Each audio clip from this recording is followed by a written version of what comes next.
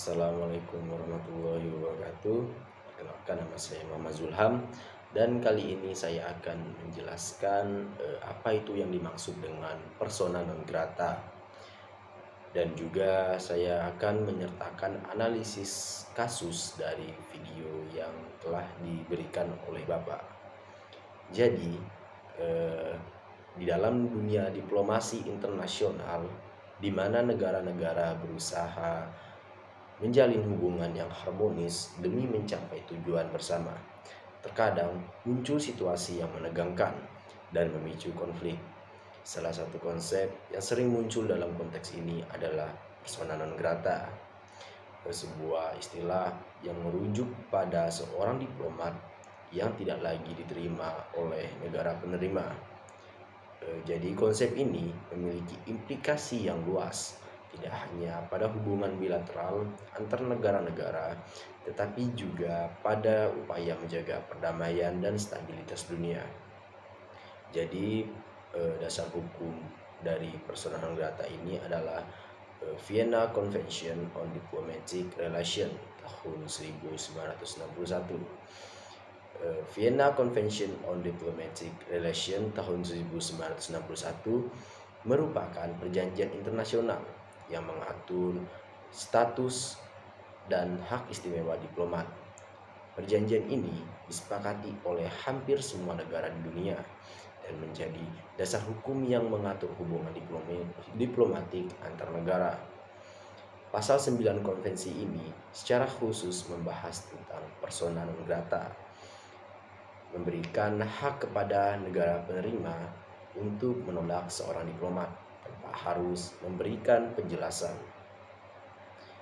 Jadi ada juga alasan deklarasi persona non grata, yang dimana deklarasi persona non grata biasanya dilakukan karena beberapa alasan yang dapat dikategorikan sebagai berikut. Yang pertama, ada aktivitas yang merugikan. Diplomat yang dinyatakan persona non grata seringkali terlibat dalam aktivitas yang dianggap merugikan kepentingan negara penerima. Aktivitas ini dapat berupa spionase, campur tangan dalam urusan negeri, atau pelanggaran hukum. Contohnya, seorang diplomatik yang kedapatan mengumpulkan informasi rahasia tentang militer negara penerima, atau yang terlibat dalam kegiatan propaganda yang merugikan pemerintah negara penerima dapat dinyatakan persona non grata.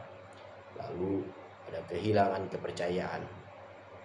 Negara penerima mungkin kehilangan kepercayaan pada seorang diplomat karena alasan tertentu, seperti perilaku yang tidak pantas, terlibat dalam skandal, atau melakukan tindakan yang melanggar norma-norma diplomatik. Contohnya, seorang diplomatik yang terlibat dalam perkelahian, melakukan pelecehan seksual, dan terlibat dalam penipuan yang dapat dinyatakan persona non grata. Lalu, hubungan bilateral yang buruk. Deklarasi persona non grata juga dapat digunakan sebagai alat menunjukkan ketidaksetujuan atau ketegangan dalam hubungan bilateral antara dua negara. Contohnya, jika hubungan antar dua negara sedang memburuk karena perselisihan politik atau ekonomi, salah satu negara dapat menyatakan seorang diplomatik dari negara lain sebagai persona non grata sebagai bentuk dari protes. Adapun konsekuensi dari deklarasi persona non grata. Jadi deklarasi persona non grata memiliki konsekuensi yang signifikan, baik bagi diplomat yang bersangkutan maupun bagi hubungan bilateral antar negara-negara. Ada yang pertama itu pengusiran. Jadi diplomatik yang dinyatakan persona non grata harus meninggalkan negara penerima dalam waktu tertentu. Biasanya mereka diberikan waktu beberapa hari atau beberapa minggu untuk meninggalkan negara tersebut. Lalu ada kerusakan dalam hubungan. Deklarasi persona non grata dapat merusak hubungan diplomatik antar dua negara. Hal ini dapat menyebabkan penurunan komunikasi dan kerjasama antar kedua negara, serta meningkatkan ketegangan dan ketidakpercayaan antar negara tersebut. Lalu ada dampak pada diplomat. Diplomat yang dinyatakan persona non grata dapat menghadapi kesulitan dalam karir diplomatik mereka di masa depan. Mereka mungkin sulit untuk mendapatkan penempatan di negara lain atau bahkan dapat menghadapi sanksi dari negara asalnya. Jadi selanjutnya saya akan menjelaskan analisis kasus dari Antonio Guterres. Pada tahun 2023, dunia dikejutkan oleh deklarasi persona non grata terhadap Sekretaris Jenderal PBB Antonio Guterres oleh Israel. Deklarasi ini muncul dalam konteks ketegangan yang meningkat antara Israel dan Iran, dengan Israel menuduh Iran melakukan serangan roket ke wilayahnya. Jadi Israel tidak puas dengan respon Guterres terhadap serangan roket tersebut yang dianggap tidak cukup tegas dalam mengutuk Iran. Mereka juga menuding Guterres bias terhadap Palestina dalam konflik Israel-Palestina.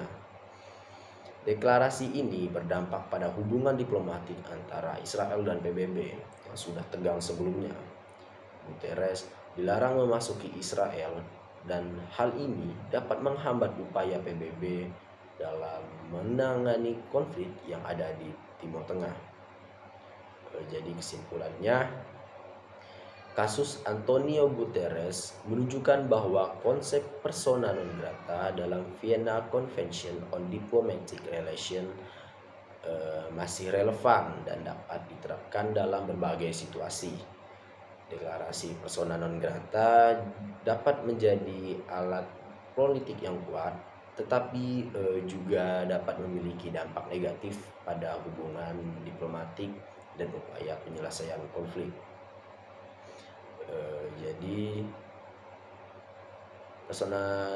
kita juga harus mencatat bahwa deklarasi persona non grata ini harus dilakukan dengan hati-hati dan dengan pertimbangan konsekuensinya. Deklarasi ini tidak seharusnya digunakan sebagai alat untuk menekan negara untuk merusak hubungan diplomatik. Sebaliknya, deklarasi ini seharusnya hanya digunakan sebagai upaya terakhir untuk melindungi kepentingan nasional dan untuk menjaga stabilitas dan perdamaian dunia. Mungkin itu saja penjelasan saya mengenai apa yang dimaksud dengan persona non grata dan juga analisis dari kasus video yang sudah Bapak berikan. Terima kasih. Assalamualaikum warahmatullahi wabarakatuh.